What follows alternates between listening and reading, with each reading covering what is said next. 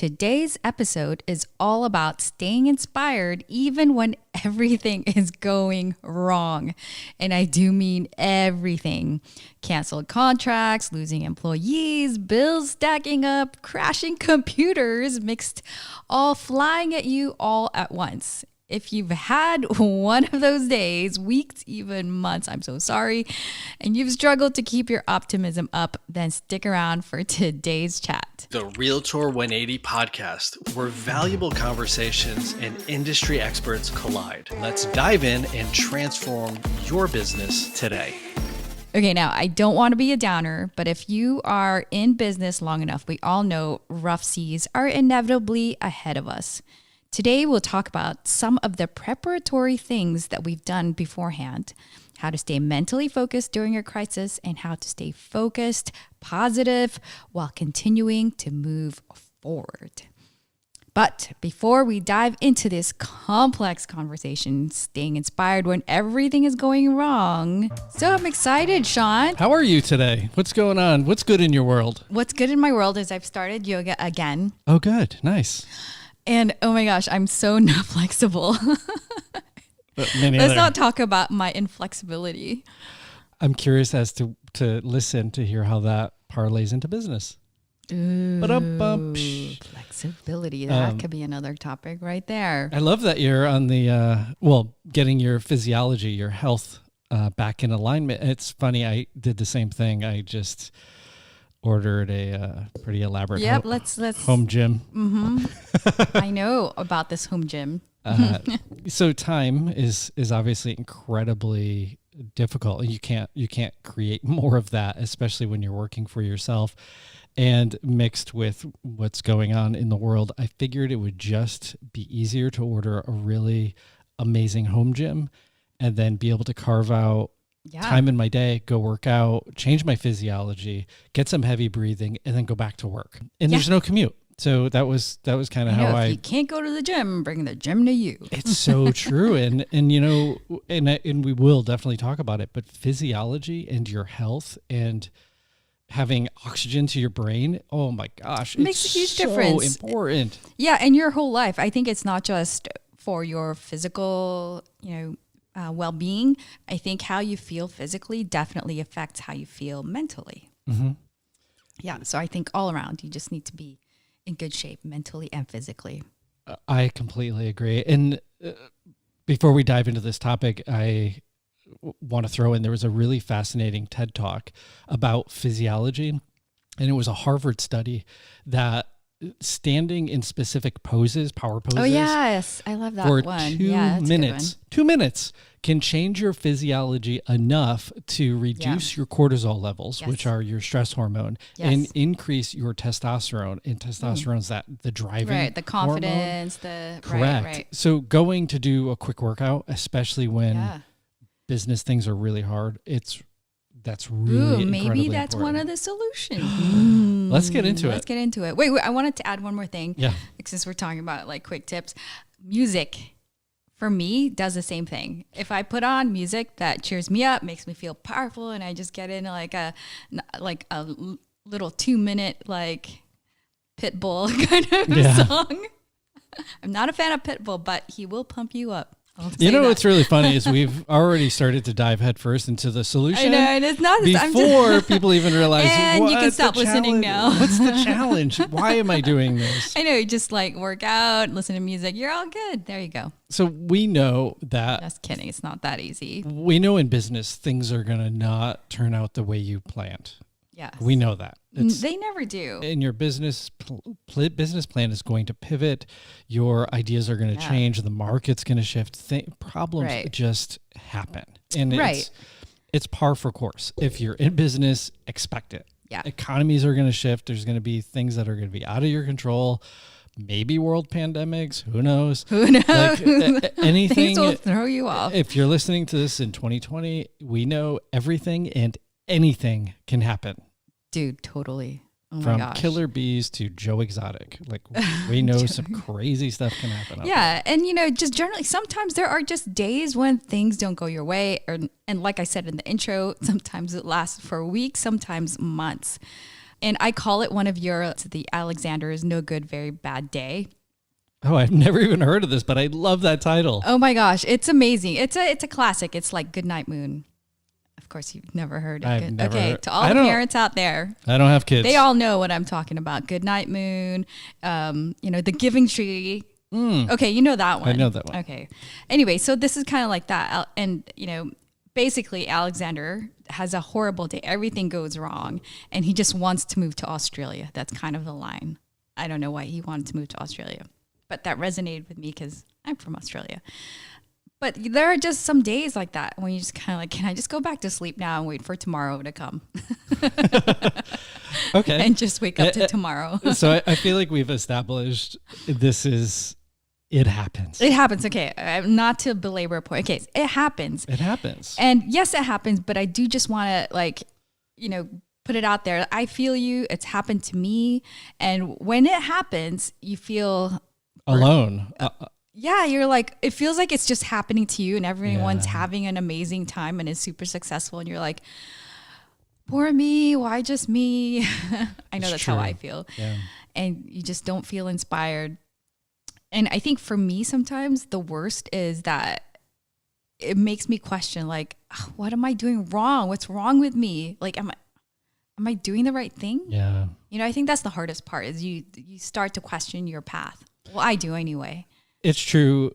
There's a quote, when things are good, we tend to party. And when things are bad, we tend to ponder. And the golden rule, if you want to have a better answer, ask a better question. That's a good one. And we tend to, I know I do this, is when everything's going sideways. Why me?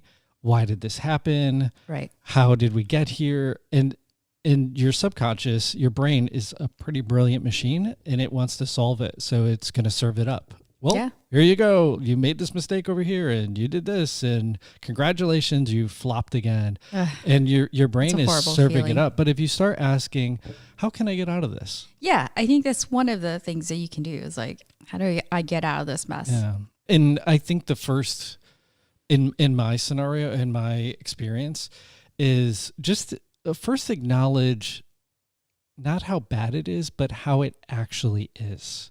Yeah, I think take real inventory, not the what if inventory, because that is also a poor question and it further makes things a lot worse. That's a really good point, is taking inventory of what is, because sometimes I know this is what I do. I blow it out of proportion. Yeah. Because it feels so bad. So if I can give an example from my own life when everything just kind of went wrong. I was just first starting out and it was my first launch of my course where, I opened it up to the public and whatnot. And I did, again, I was new. I was doing some marketing outreach and I didn't nail my avatar. Like I didn't know, who I was. I didn't nail it. And we talked about this before. Yeah, let's unpack that just a shade. Like, what is an avatar, just for people who are newly tuning in? First of all, listen to, I think we've talked about it. It was branding, sales, and marketing. Yeah. Okay. So it's good to know your avatar. Who are you trying to serve, basically?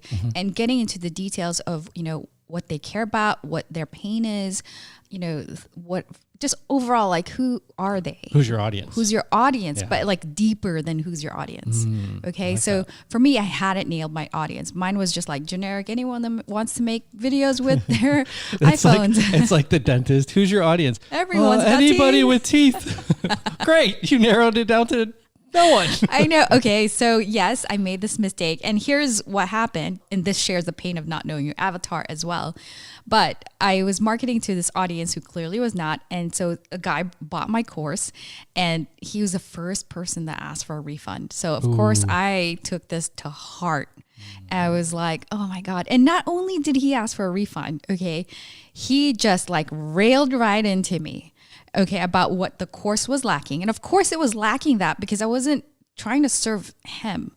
And so he's basically saying, you didn't go into like how to fundraise for a film or distribution. And you didn't talk about working with a production crew. And I was like, that's not even what my course said it was going to. Anyway, so everything was going wrong. So I didn't get as many enrollments and blah, blah. Yeah. And at the end of the day, I was like, questioned, where am I? Like, why am I doing this? Yeah. That sucks.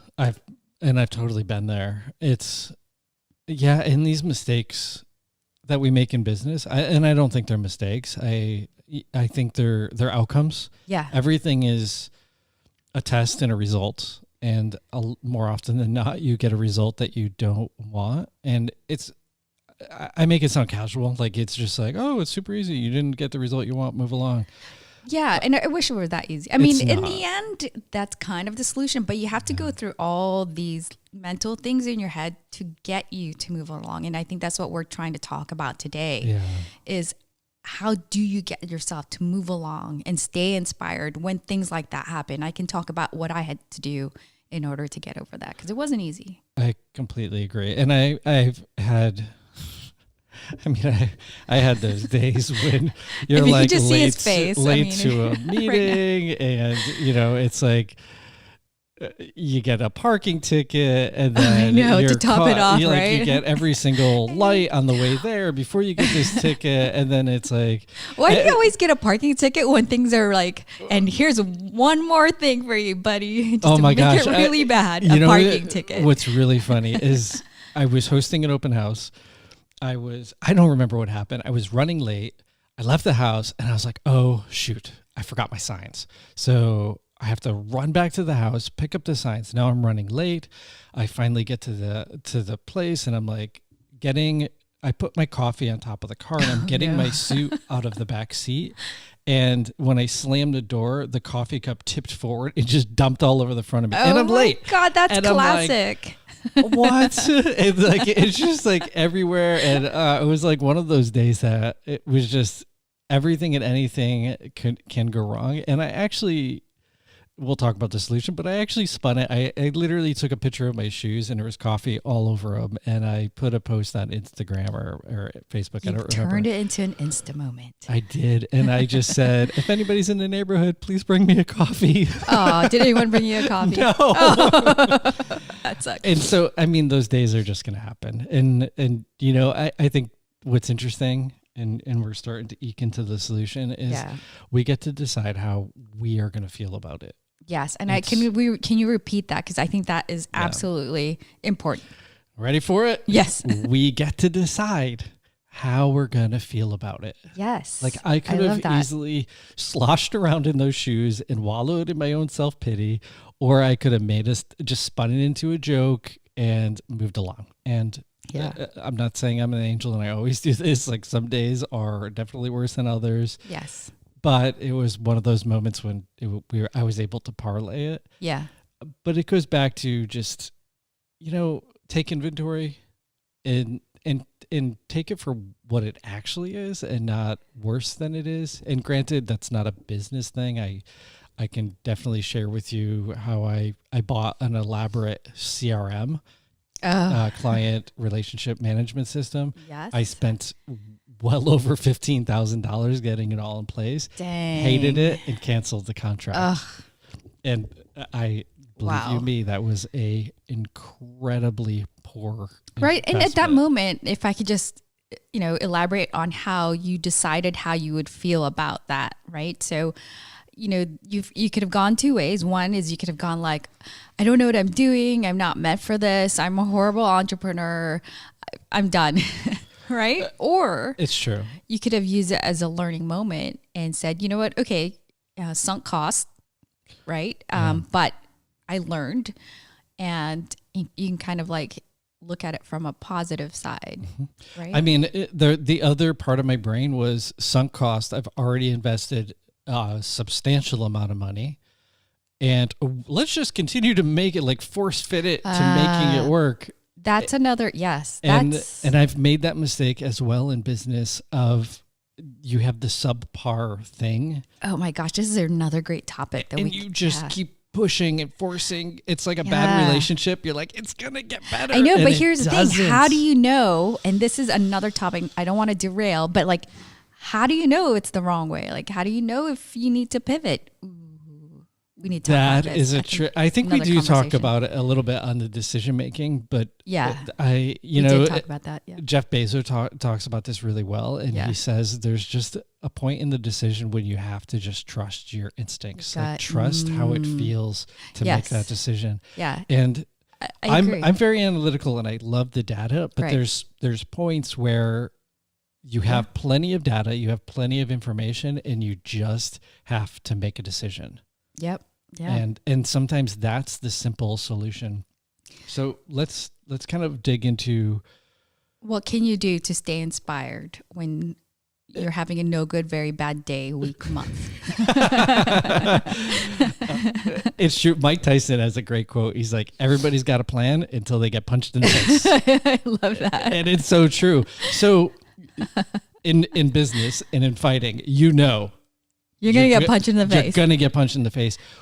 You got to, I love that. You got to expect it. Expect it. So how do you get your brain ready for it? Yes. What do you do, Cielo? Yes. Like what's Cielo's little like mantra daily prep? Like what do you do as the individual, not as the business, but what do you do to get your brain ready?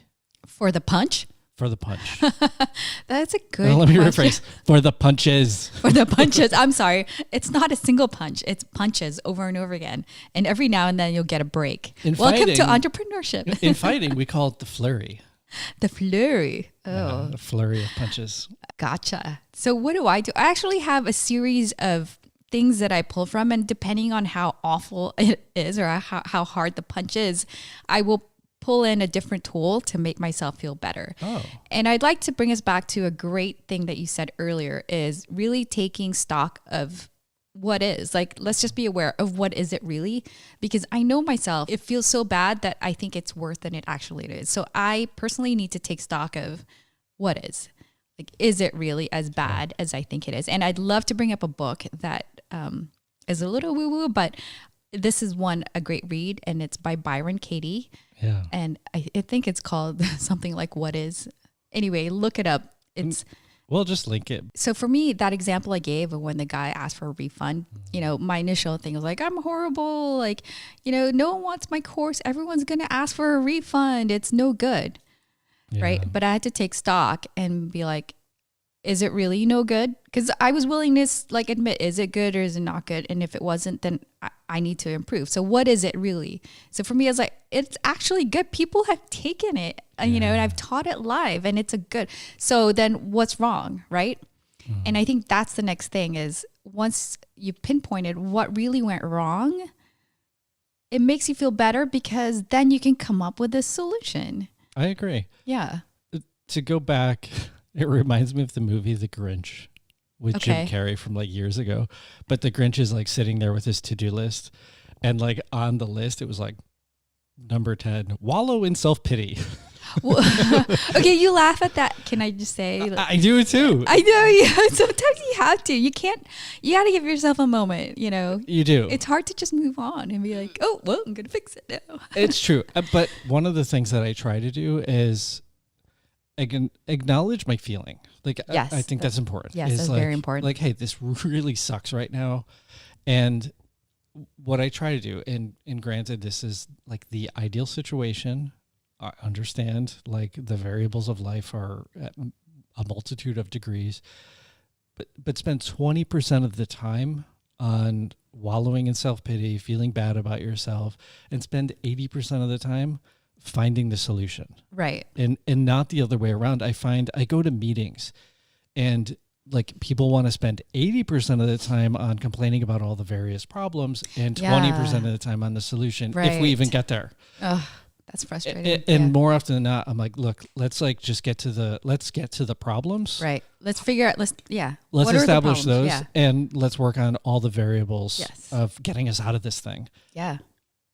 So important. It is. And that goes back to asking better questions. Yeah. And not just getting caught up into the emotional landslide, but to kind of stop and just say, all right, let's acknowledge how it is. Let's not make it worse than it is. Right. And then work on solutions to get us out of this space. So let's put some steps to this. I like steps. So one is go ahead and wallow in self-pity. That's fine. It's healthy, actually, I think. Two, but figure out what went wrong, right? Yeah. Identify the problems, which is what you just said. And then third, spend 80% of the rest of your time in figuring out the solutions to the problems you just outline. Yeah, Chris Gardner comes to mind for step number 2. There's, in one of his talks, he says that his mom told him the cavalry is not coming. Oh yeah. Like no one is coming to save you. No one's coming to save you. Yeah. So acknowledge this problem it's on my shoulders and I will solve it. And not just like a self-deprecating way of looking at it, but looking at it is I'm going to take ownership of this thing. Yeah. Whatever it is, I'm going to take ownership of the good times and the bad times, and I'm going to find this solution. And again, I feel like these all they all fit into the bigger picture of like your why, knowing why you're here, knowing what you're doing, and working it forward. I watched the show. Have you watched the show Alone? Yes. Oh, I love that show. So I watched one of the episodes and I found one thing that was really fascinating. Every time somebody was about to tap out, they would start questioning why am I doing once you start questioning, once you start questioning why you're there, you start getting answers. Right. And then that starts eroding your confidence, and then you give up.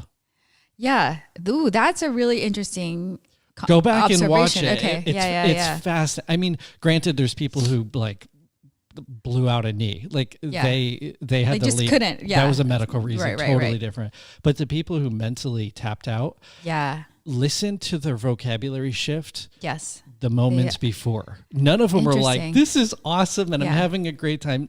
Time to go. No one's having a great time. No one, they all started eroding their why. Yeah. Well, I love that you brought that up, because once you do start questioning it, you better have a good answer. Otherwise, you've questioned it and it's going to make it, if you don't have a good answer to that, then you're not going to keep going. Right. And I have to say that's definitely one of the things I always ask myself whenever there's something goes wrong, pops up, is like I do ask, like, why am I doing this? Right. Is it still worth it? And my answer, clearly, because I'm still here, has been like, yes, like I can get over this, I can fix this. Like so far everything's been fixable. And I really do want to be doing this. Yeah. And so why stop? Like I'm going to keep going. I'm not, this sucks right now, but I'm just going to move forward. And like, if I could say, for those that have already put in like hours, months, years, one of the things that I like to do is, because a lot of the times, especially for entrepreneurs, is you keep moving forward. It's like you're climbing this mountain and you keep just taking a step up. And sometimes you're like, oh my God, this is hard. I just want to give up. But if you look down the mountain, if you look at how far you've come, sometimes it helps me think, do I really want to stop now? I've put in years here. Yeah. I didn't come this far to just I didn't come this far to just come this far. Yeah. It's like, are you really going to go back down the mountain without, hitting the top? Are you really? Yeah. Well, sometimes, sure. But like most of the time, if you see how far you've come, how much you've learned, what you know now, you know so much more now than you did 2 years ago, 3 years ago. You are even more set up for success now because you have come this far. I agree. So as you know, in the beginning, I talked about ordering a home gym. So the first thing I did was I went online and I started researching reviews and getting feedback from people in the community and blah, blah, blah. Anyways, I stumbled across this guy, Alan Thrall, who owns a gym out in Sacramento, California. This is a plug he doesn't even know that I'm doing. His gym is Untamed Strength, I believe it is. Oh.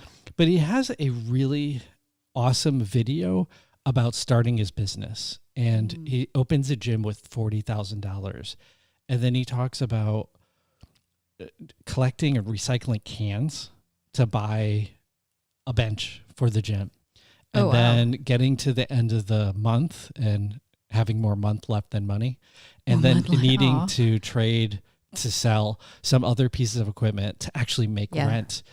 And what I love about that is not the struggle that he had to go through, but the grit, his mindset of, I'm going to make this work. Yeah. And like in CrossFit and different fitness training, they flip tires, those big, giant tractor tires. He would go to the tire recycling place, pick them up in his truck, bring them back, clean them up, put them on Craigslist, resell them, and deliver them to a new that's owner. a lot of Just to make rent. And what I loved about that was he's willing to do everything. Here's a solopreneur who has a family at home, has a dream, has a business, and it doesn't matter what the problem is. Like his mindset, you could just tell. You watch this guy and you're like, his mindset is, I am going to succeed. Yes. And you can just tell he has this thing playing in his mind constantly, that it's not like he's just going to do everything he can to make this work. There's nothing that's going to stop hell or him. high water. So, I would actually recommend watching a video. You don't have to be into fitness or powerlifting or any of that, but to understand his psychology. And that's my point with that too, is some days when all the cards are stacked against me, I'm not feeling great about business. I'm not feeling optimistic. I'm not feeling like I'm in a strong place. Go watch one of those videos. And I love that. I think take 20 minutes out of your day, stand in a power pose, and listen to somebody else who did it, who made it. That's another great piece of advice, I think, is to stay inspired and to stay in it. Yes, you can look at the problems, figure out the solutions, but sometimes that's not enough to kind of get you inspired. It's like, okay, you have a plan, but you're still not feeling great. So I think like you just said, one of the things you can do to lift you out of that is to watch somebody else who will inspire you. Mm-hmm. And you're like, okay, he can do it. He did it. I can do it. I think that's a great one. Like whoever it is that inspires you, for you, it's, what's his name? Alan Thrall. Alan Thrall. Okay. That's one. That's one of them. I mean, and I mentioned some earlier is Chris Gardner, Tony Robbins, and it doesn't have to be elaborate. What I like to do for myself is a morning routine. We talked about it on some other episodes. I get up in the morning, I meditate, take 15, 20 minutes and spend some time in a book or on something inspirational, something that's going to feed your soul a little bit. Yeah. I think sometimes when you get to that point where you're just feeling really unmotivated and kind of defeated, is what's going to feed your soul. So yes, you can figure out the business part, but it's your soul that needs help right now.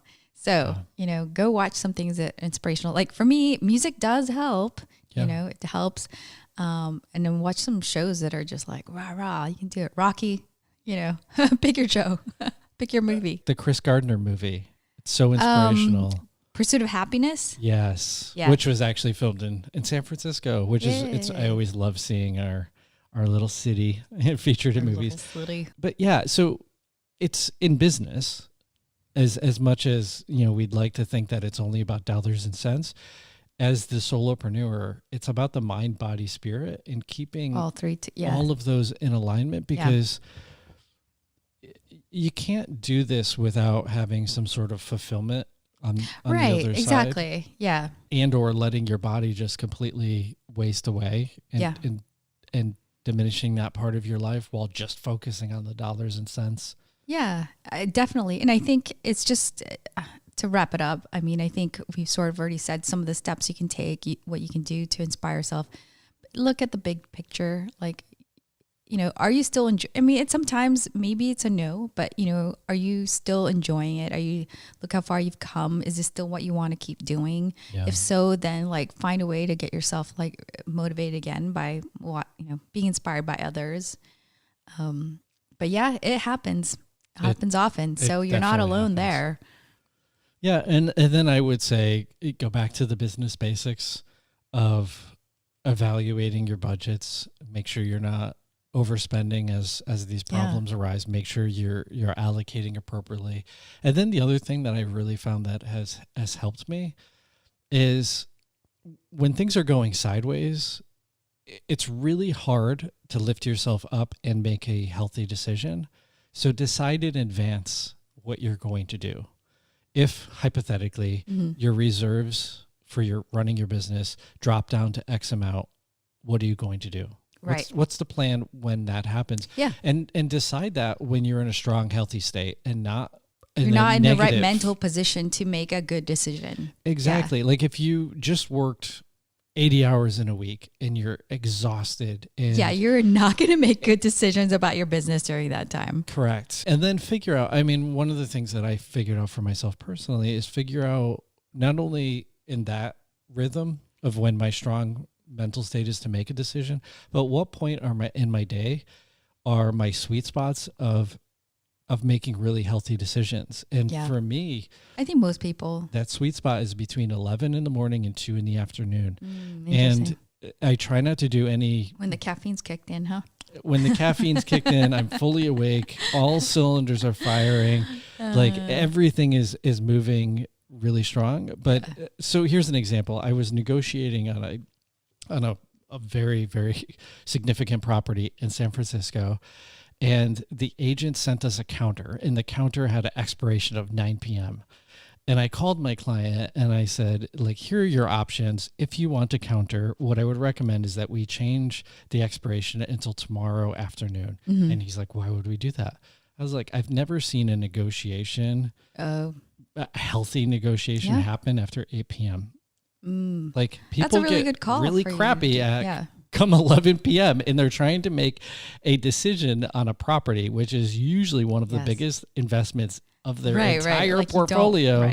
Like, let's just push this off until everybody's in a healthy state. So knowing that in advance is really, it can be extremely beneficial for you moving forward and moving your business forward and moving your personal life forward. Like, try not to make big decisions while you're under incredible stress. Build those in just try to get into a better mental state before you make any huge decisions. I think that's really good advice. So Cielo, what is your executive summary of this entire chat? Well, my executive summary is it's okay to feel horrible, but don't stay there. Try to figure out how you can fix it and then come up with those solutions, but also to feed your soul. Stay inspired, watch things that will get you to a better mental space. Yeah. When you are finally in that better mental space, that's when you make decisions to make those changes in your business. Is that good? That's I love I was that. listening. Wasn't testing that. But I always enjoy your perspective on things. So Likewise, thank you Mr. for sharing. Kunkler. Oh, so formal. Thank you for joining us on today's episode of Realtor 180, where industry experts elevate your business. Be sure to subscribe and share this episode with a friend. Until next time, keep thriving.